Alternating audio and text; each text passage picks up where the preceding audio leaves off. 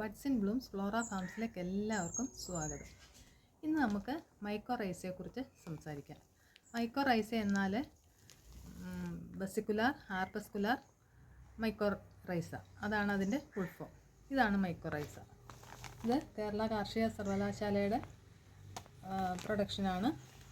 ഞാൻ അവിടെ നിന്നാണല്ലോ ഇങ്ങനെയുള്ള സാധനങ്ങളൊക്കെ വാങ്ങിക്കുന്നത്. അപ്പോൾ മൈക്കോറൈസയുടെ ഉപയോഗക്രമം നമുക്കിനി നോക്കാം. വിത്ത് നടുമ്പോഴോ അല്ലെങ്കിൽ ചെടികൾ പറിച്ച് മാറ്റി നടുമ്പോഴോ ആണ് മൈക്കോറൈസ കൊടുക്കേണ്ടത്.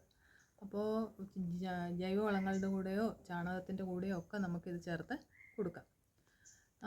ഇത് കൊടുത്താലുള്ള പ്രയോജനങ്ങൾ എന്തെല്ലാമെന്ന് നമുക്ക് നോക്കാം.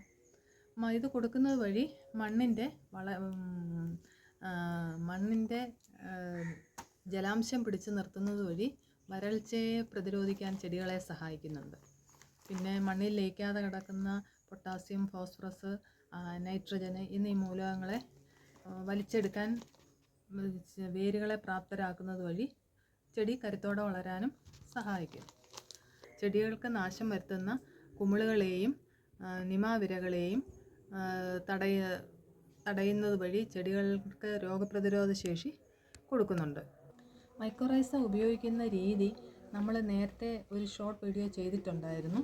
അത് കണ്ടിട്ടില്ലാത്തവർ താഴെ കാണുന്ന ലിങ്കിൽ കയറി അത് കാണുക. അങ്ങനെ നമുക്ക് ടോട്ടലി മൈക്കോറൈസ വളരെ പ്രയോജനപ്രദമായ ഒരു ജീവാണുവളമാണ്. എല്ലാവരും ഇത് വാങ്ങിച്ച് ഉപയോഗിക്കുക. ഈ വീഡിയോ ഇഷ്ടമായാൽ എല്ലാവരും ലൈക്ക് ചെയ്യുക, ഷെയർ ചെയ്യുക, സബ്സ്ക്രൈബ് ചെയ്യുക.